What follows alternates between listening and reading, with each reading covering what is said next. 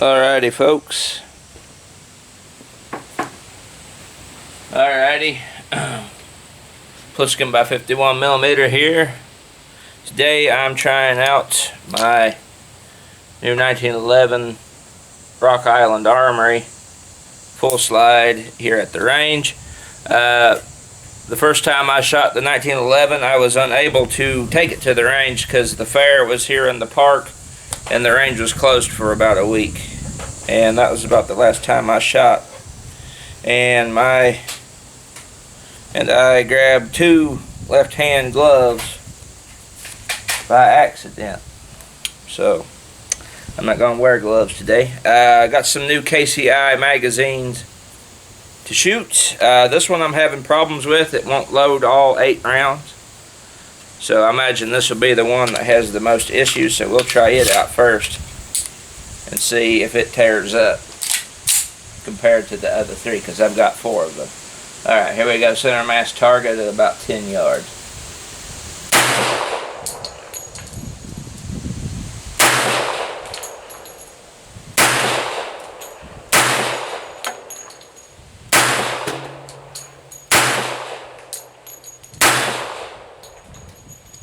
Okay. Well, that magazine functioned well, but for some reason on this one I cannot get a full 8 round capacity with it. So something wrong. Well, there's something really wrong with it now. I dropped it. But something wrong with the spring on that one. Let's see if this one will function.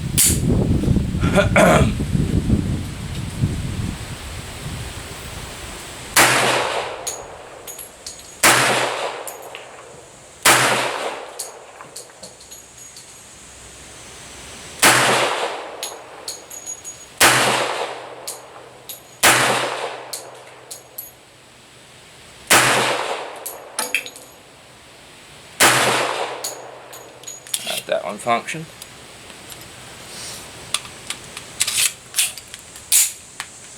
Another one.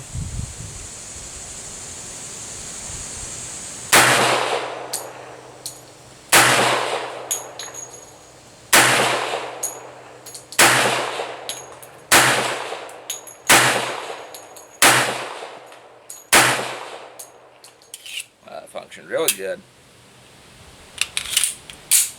Another one here.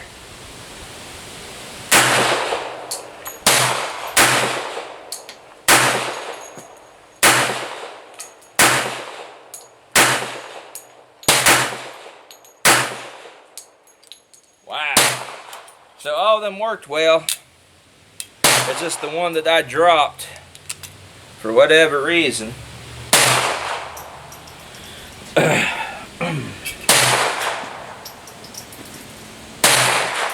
For whatever reason, I cannot get more than 7 rounds in this particular one here, but the other 3, they functioned fine.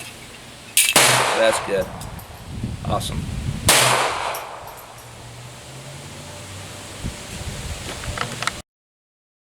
Alright. So here's the target. I'm still pulling left progressively. I was trying my best to try and keep from doing that. I was trying not to flex my these 3 fingers here involuntarily, but I need more practice with it. But other than that, it functions and cycles really well. This guy would have been dead regardless, because he would have got all these right in here. Would have been fatal, and his buddy would have been dead too. But I'm going to try and practice some more.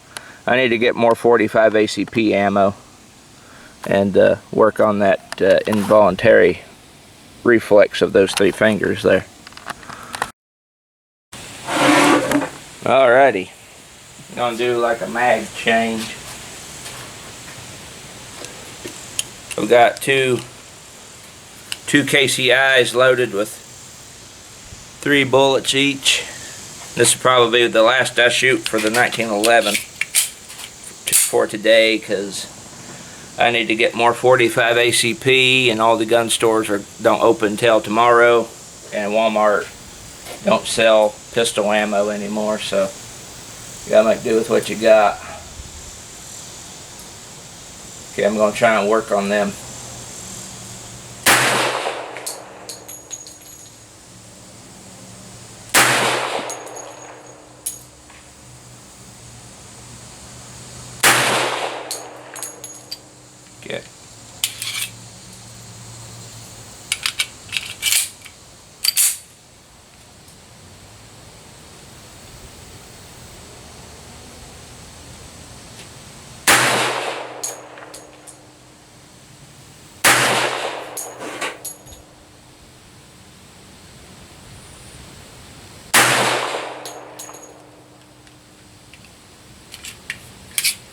Alright. I will say that time I was better at not like recoiling back like that. So it'll take a while, but I'm getting used to it slowly. Got one more bullet, may as well send that down. And then I'm going to give the M1911 a break. This was just a function test. Primarily today, this was just a function test for these magazines, these new KCIs, and they all functioned flawlessly. So let's shoot the last bullet here, and then we'll go to the M14.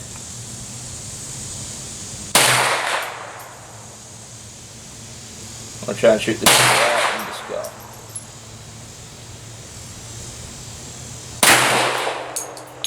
We'll go down and see if I hit him in the head on that with that one shot when my dad gets done shooting. Alright, on to the M14.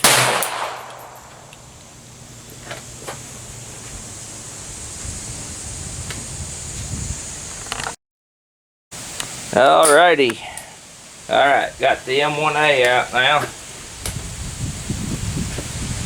The M1A NBS Scout Squad and its new Delta 14 chassis with the Purst 4 green laser, the new M300B Scout, and the Venom Vortex Venom 3 MOA sight, and the new foregrip that I bought for it.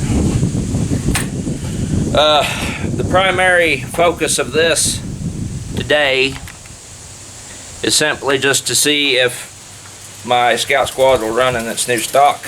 I'm sure it will, but it's always better to function test as opposed to, you know, just assume.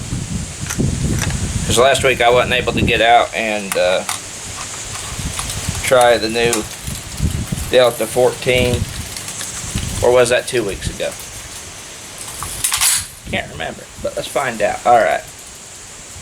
The trigger group is my M1A loaded trigger group. Same target as what I was shooting, the 1911. Gonna aim center mass. Alright. Okay.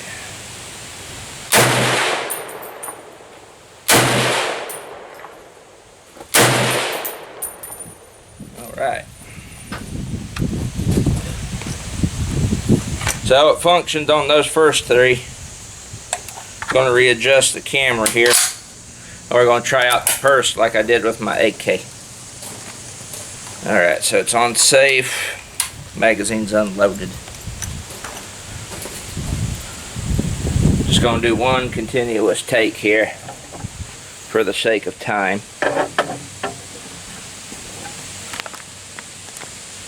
Don't know if you all will be able to see the purse because I'm going to crank it up to its full wattage output.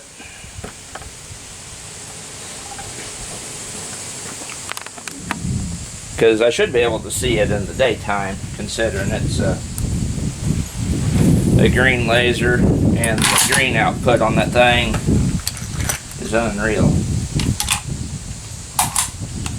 Now when I sighted in the purse, I kind of did it archaically, but I got it lined up with the Venom Vortex red dot. So that way when the purse is on, it shows up next to that red dot in the reticle. Alright. Crank it all the way up here.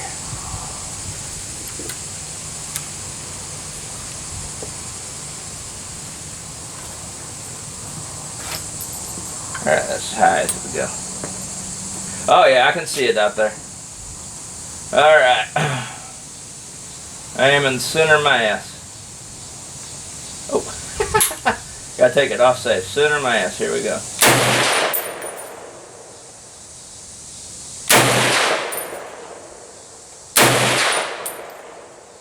Alright.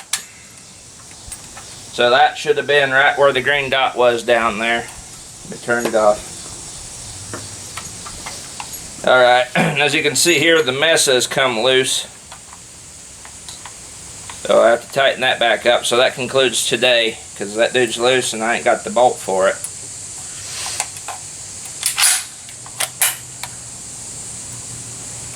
It functioned pretty well. Alright, let's go down and see what it did.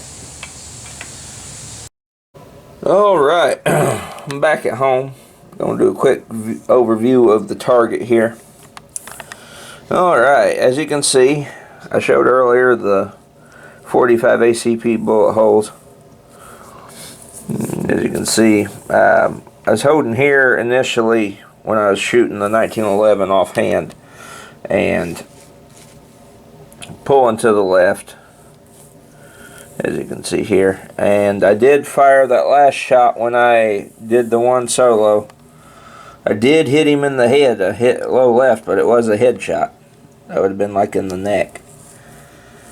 So, you know, my shooting skills at the 1911, I need to work on it.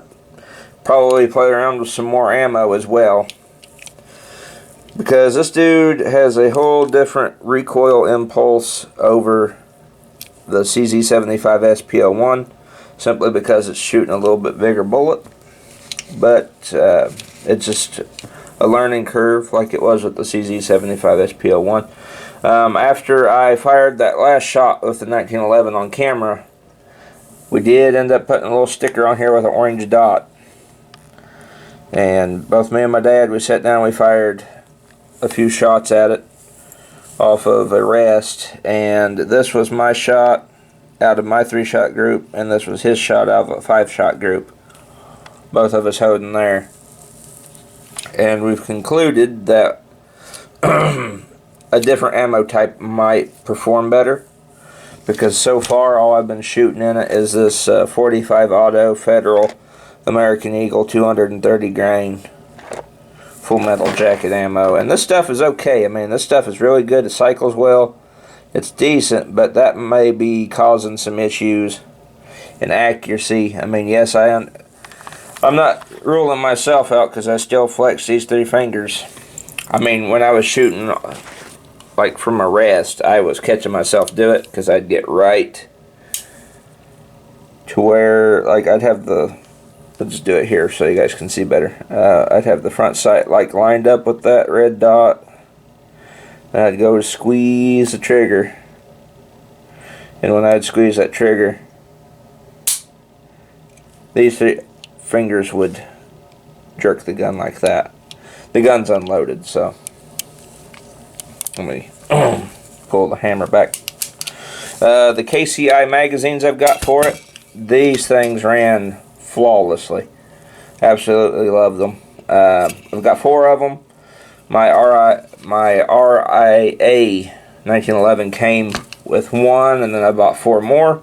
These things are great magazines. They cycled really well in the pistol. But that one that I ended up dropping,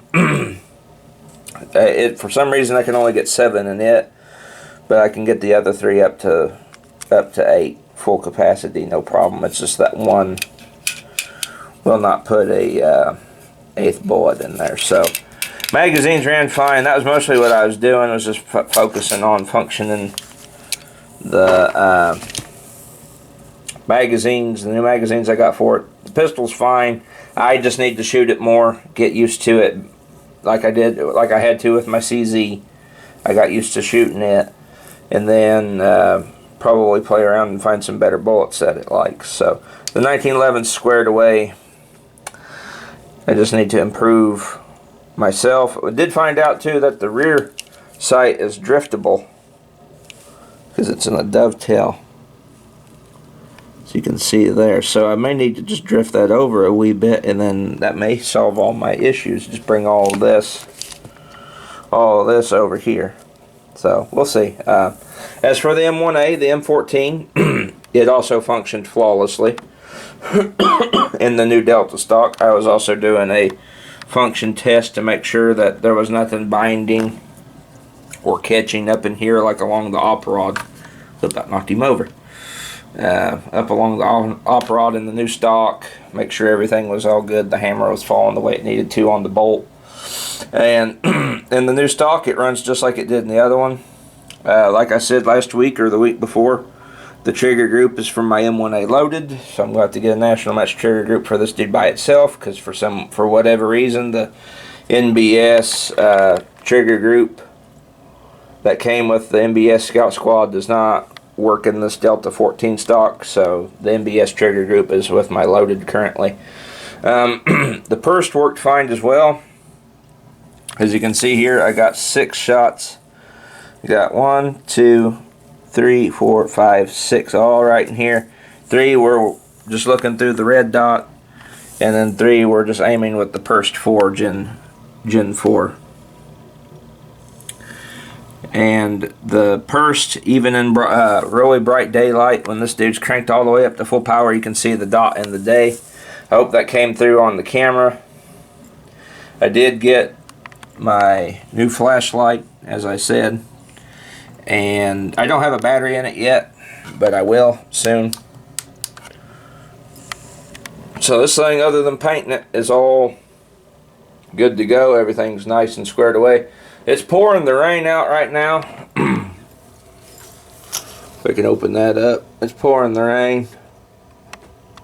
May have stopped now, so I was planning on painting it this weekend, but we got thunderstorms and stuff coming in, so I have to wait on painting it. I think I'm going to just do rattle can, because it's less money and it saves time, and I can kind of get the pattern the way I wanted it to. The Mesa adapter for the pistol grip and the stock came loose, but I did end up tightening it back up. I apologize. I've had like my allergies are kicking my ass again. Pollen has not settled down here, and my throat's scratchy today. I've had vertigo all day today too. It's kind of affected me a little bit when I was shooting, but nothing too severe. But like if I move my head a certain way, I get dizzy as hell. After we turned the camera off, we flipped the target upside down, and I was aiming here with my red dot. Or wait, no, I was aiming here with my red dot, and my M1A hit high left, and I've got 3 bullets right there. I've got 1, 2, 3 in one hole. So with my Vortex Venom, I'm going to have to play with the dot and sight it in better. Let me I'll get this dude on film one way or the other. Yeah, there's the dot. There you go. You can barely just see it there at the top of the screen. I'll crank it all the way up. So it'll go. There we go. That's the first time I've been able to catch it on camera. That's a good red dot. I do currently have it locked because I did sight it in a wee bit as best as I could the other day. The last time I had it out shooting, and I locked it. But I need to make more finer adjustments and move it to where it will bring this group here from high left to right in that red X. So just give me time. The ammo I was running for it was PMC X-Tac. This is currently the cheapest stuff I can find for plinking, and it is 7.62 by 51mm NATO, 147 grain, full metal jacket boat tail. And with this being a Springfield M1A with a 111 twist, 147s are kind of in the, like on the very edge of the sweet spot. And I'm giving this information out for you too, Andy Prairie Dog, because he just recently got him an M1A. His is a standard M1A with a wood stock and a 22-inch barrel, kind of like my loaded. But his is the standard model. He says his likes full metal jacket ball ammo, and my loaded liked ball ammo, but there's like a certain kind. The closer you get to 150 grain, the better with the M14 system, especially to 168 with this 111 twist, because Springfield goes with the happy medium twist rate for their M14s. They don't go crazy with like the 110s or the 112s. If it was a 112, it would really love this stuff for sure, this X-Tac.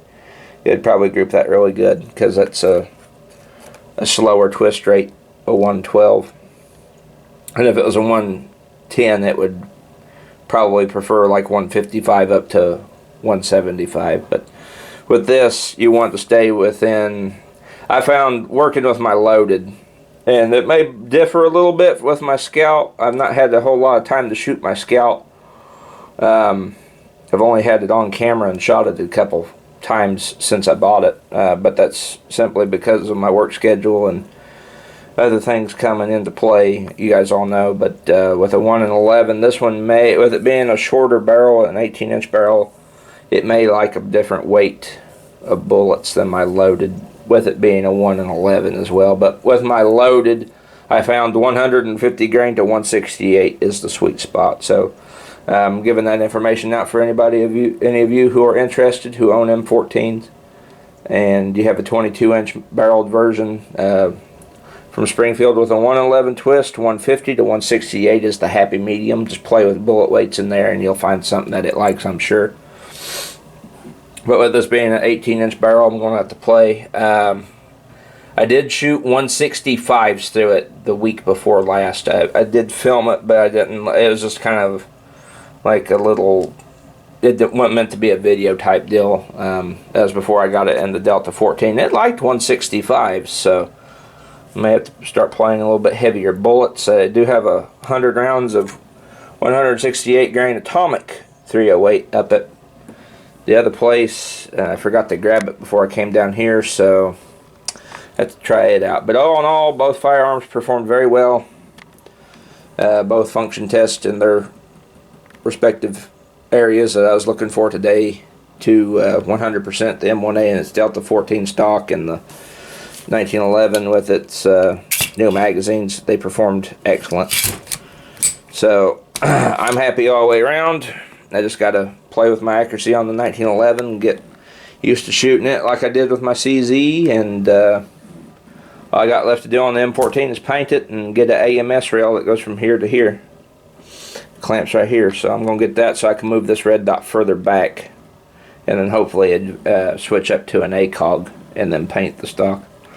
Well, anyway, guys, this has been Pliskin by 51mm. I'm sorry if this video is a little bit long. I figured I'd do a long haul video for this week, get my bases covered with the two new guns, and I'll catch you guys all in the next video. I'll see you then.